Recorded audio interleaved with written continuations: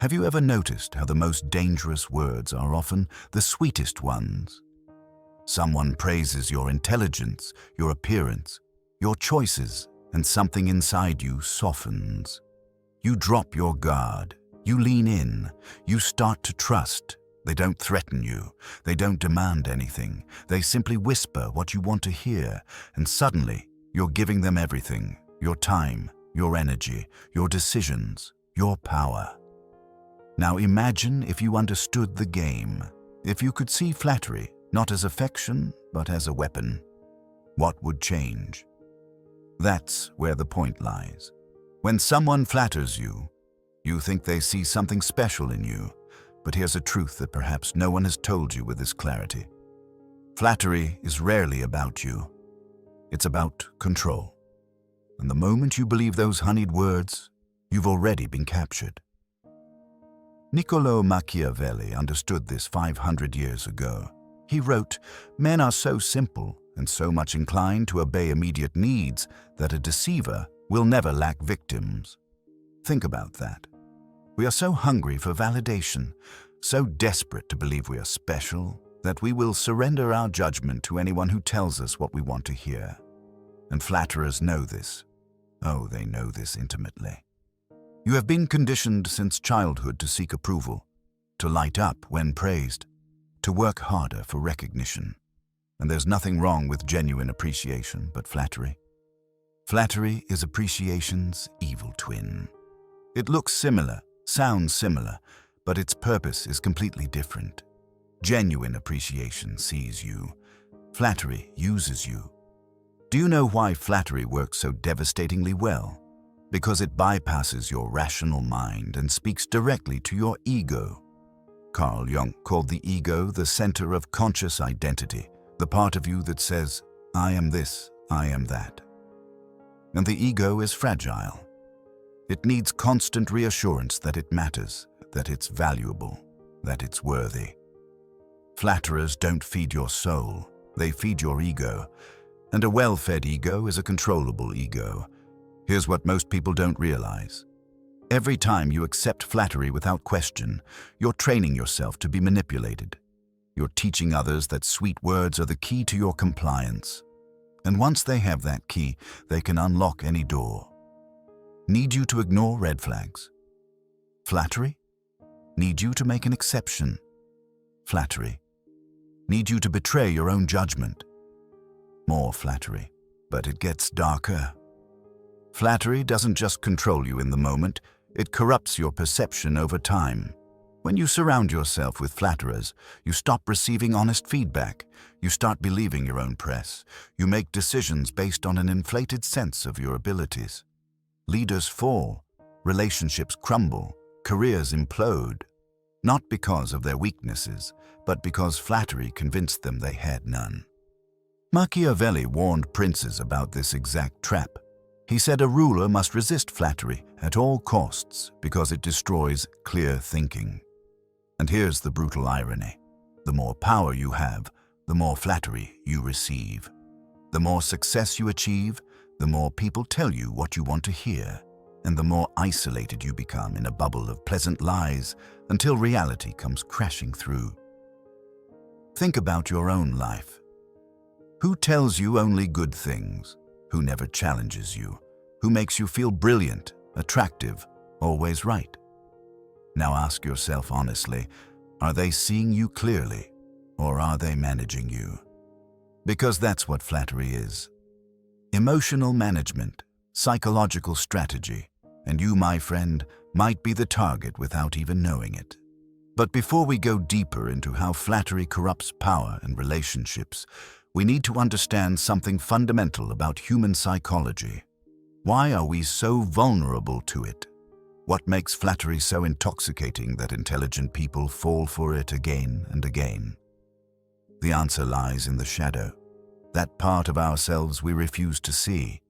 And that is what we will talk about now. Because until you understand your own hunger for praise, you'll never recognize when someone is weaponizing it against you. If this content is making sense to you, click the subscribe button and subscribe to the channel. Thank you for your support. Carl Jung said, Thinking is difficult, therefore let the herd pronounce judgment. And nowhere is this more true than with flattery. When someone praises us, we don't think, we don't analyze, we simply accept because it feels good.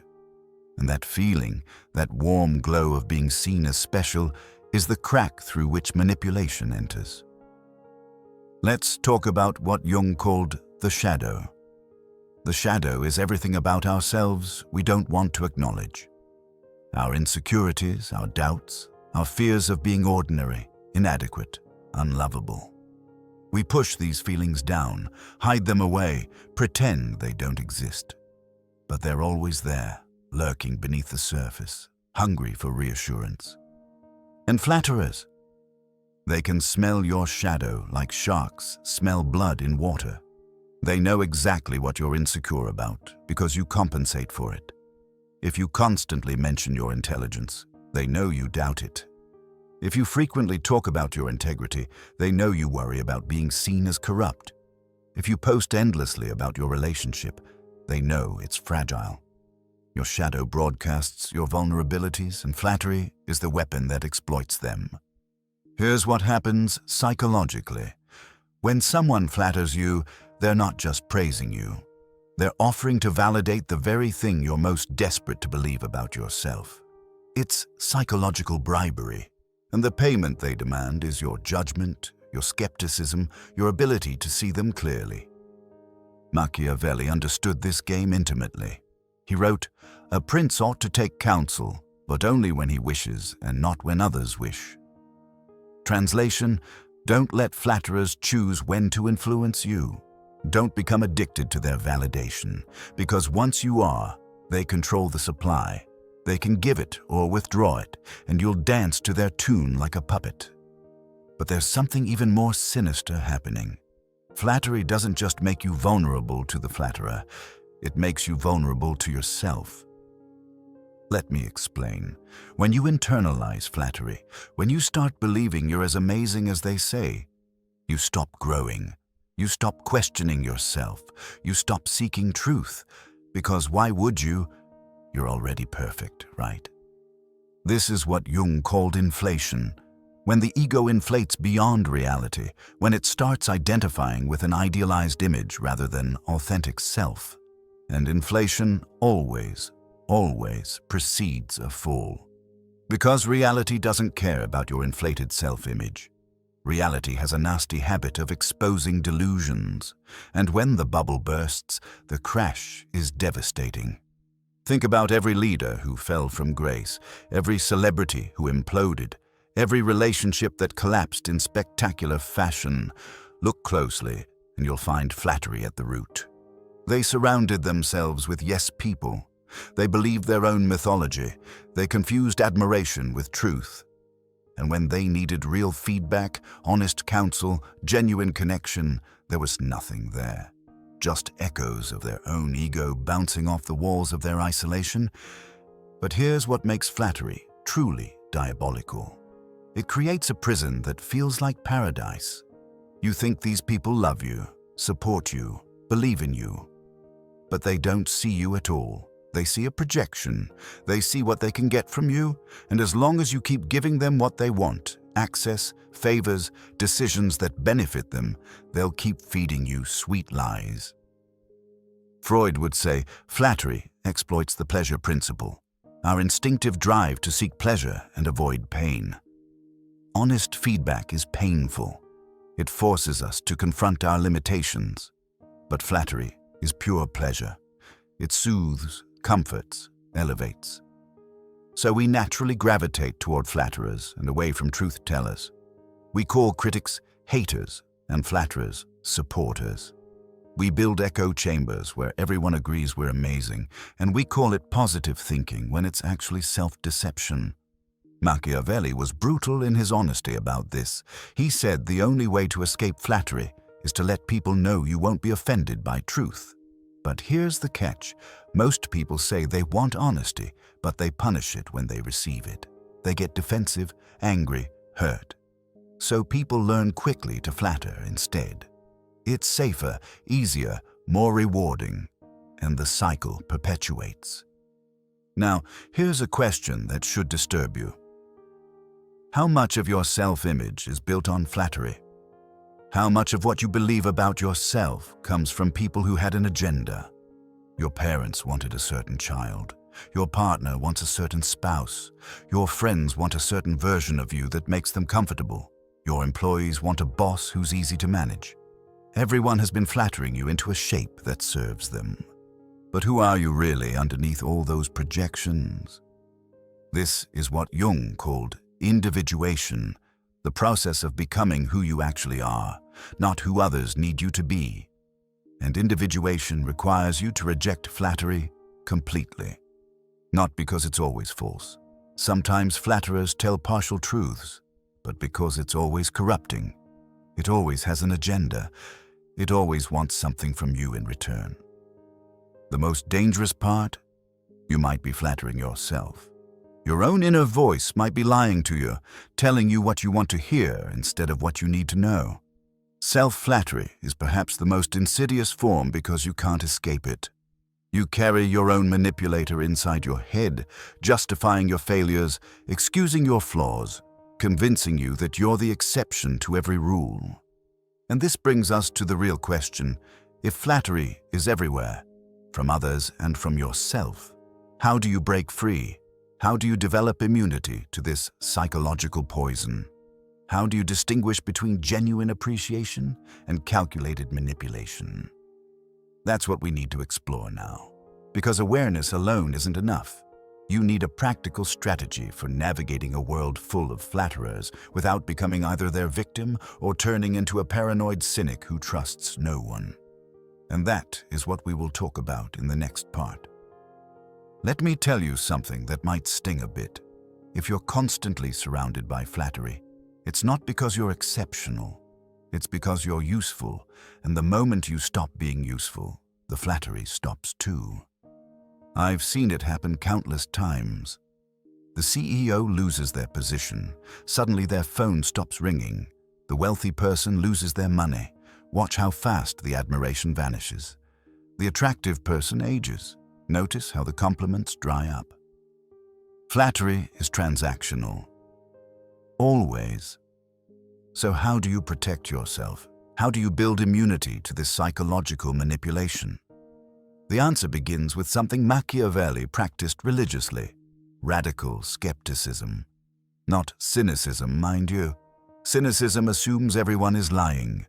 Skepticism asks for evidence. When someone praises you, don't immediately reject it, but don't immediately accept it either. Hold it at arm's length. Examine it. Ask yourself, what do they gain from telling me this? What do they want me to do? What decision am I about to make that this flattery might influence? Here's a practical exercise Jung himself would approve of. Write down the 5 compliments you receive most often. Got them? Good. Now write down the opposite of each one. If people constantly tell you you're intelligent, write down, I fear I'm stupid. If they praise your kindness, write, I worry I'm selfish. See the pattern? The compliments you hear most often are precisely the insecurities you broadcast most loudly. And flatterers are simply playing those insecurities back to you for their own purposes. But there's a deeper level to this. You need to develop what I call compliment literacy, the ability to distinguish between flattery and genuine recognition. Here's how. Genuine recognition is specific. I appreciated how you handled that difficult conversation with empathy and directness.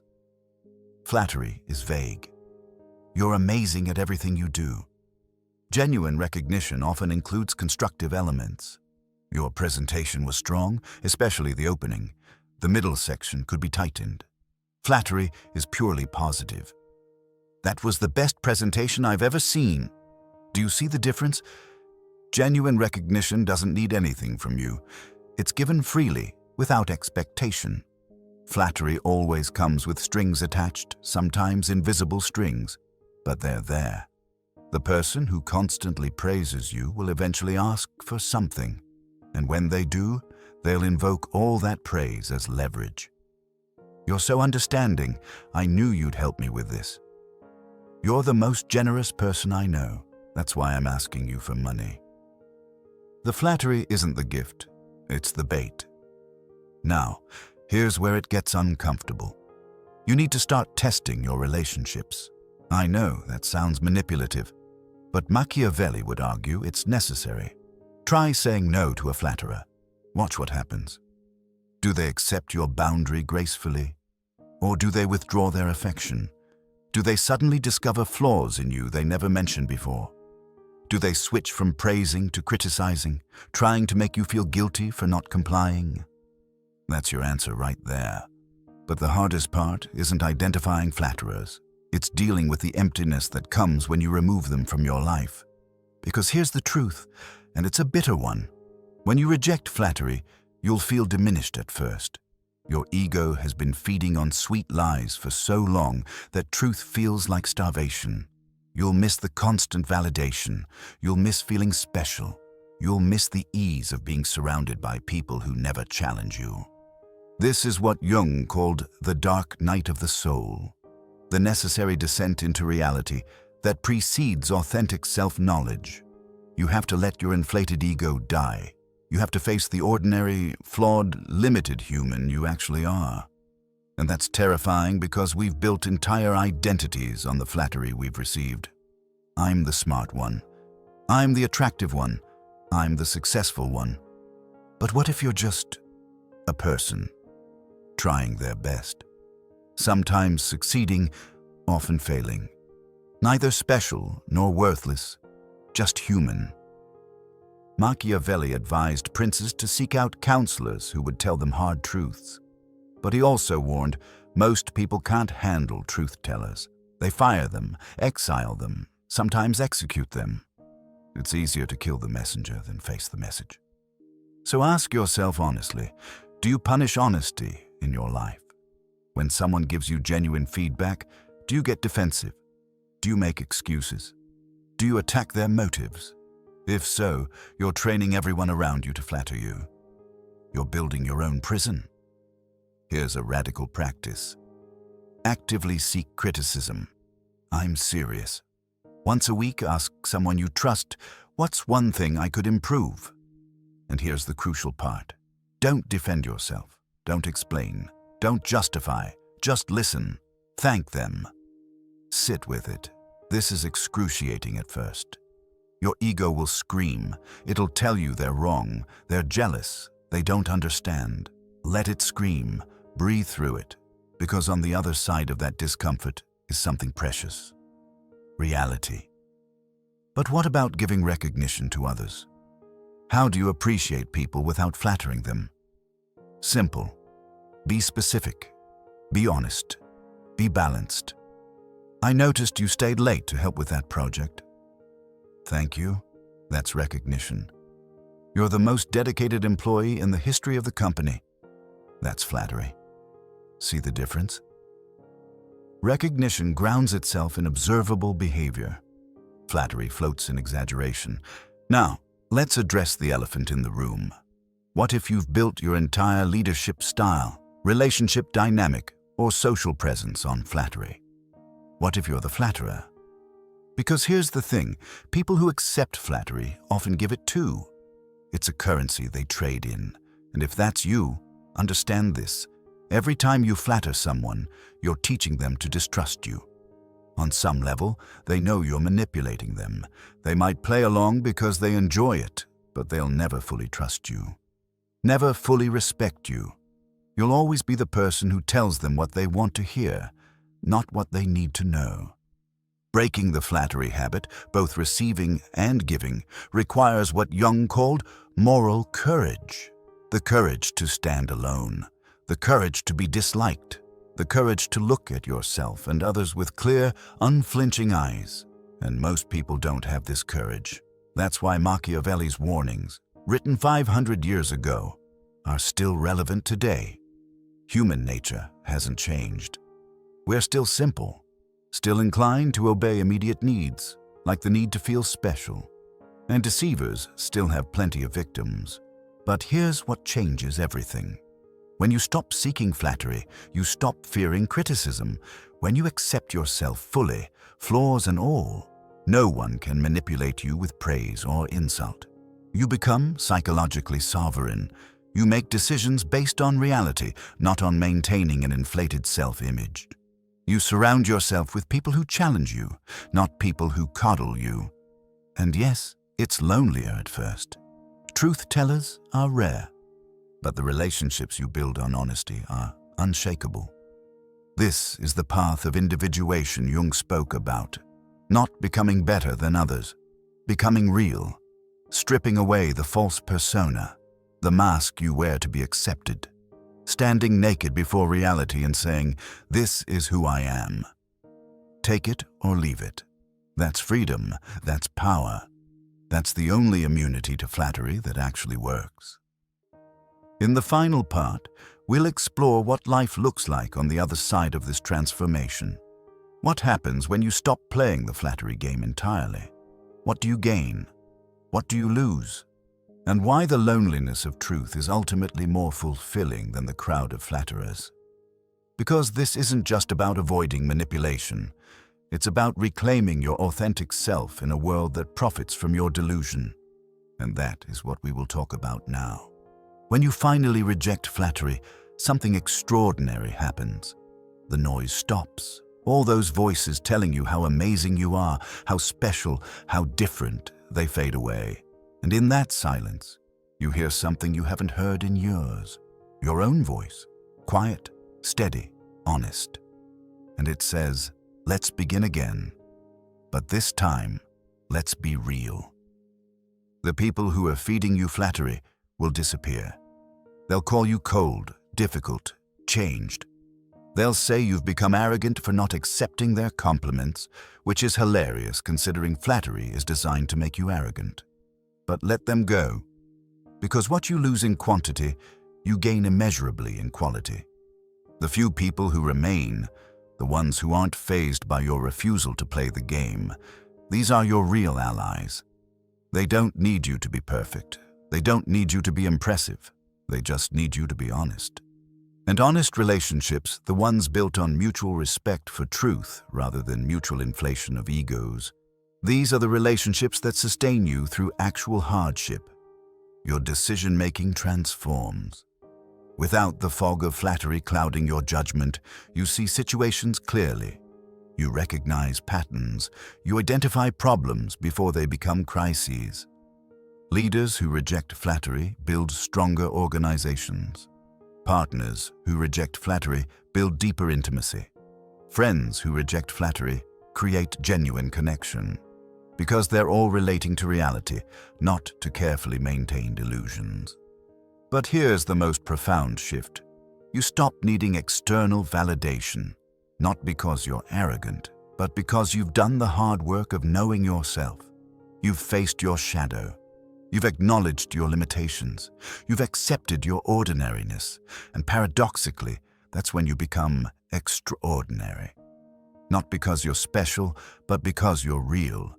And in a world full of people performing inflated versions of themselves, authenticity is revolutionary.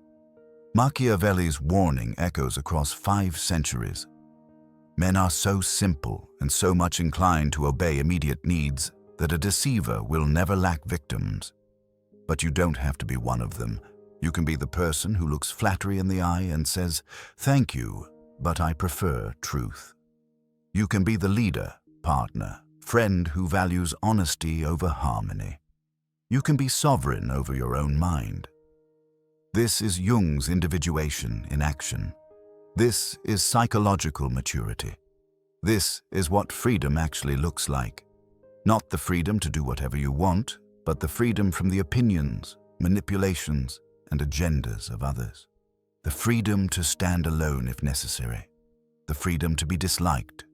The freedom to be real. So I ask you now, are you ready to stop being simple? Are you ready to stop obeying immediate needs like the need to feel special? Are you ready to look at the flatterers in your life and see them clearly? Not as friends, but as people with agendas. And most importantly, are you ready to look at yourself with the same unflinching honesty? If this message touched you, if it made sense, write in the comments, "I choose truth over flattery." Let's see how many here are ready for this level of realness. Today, we learned from Niccolò Machiavelli that flattery is the weapon that disarms the wise, and from Carl Jung that individuation requires us to face uncomfortable truths about ourselves and others. We discovered that the sweetest words are often the most poisonous, and that genuine growth happens only when we exchange the comfort of delusion for the clarity of reality. If these insights sparked a moment of clarity for you, hit the like button to share this wisdom with others who need to hear it. Subscribe to join our community, where we dive deeper into life-changing ideas every week. We're building a space for people who value psychological truth over comfortable lies, who choose growth over stagnation, who dare to be real in a world of performance. Explore with us more ideas that transform how we see ourselves and the world. Because this journey of self-knowledge, this path of individuation, it's not walked alone.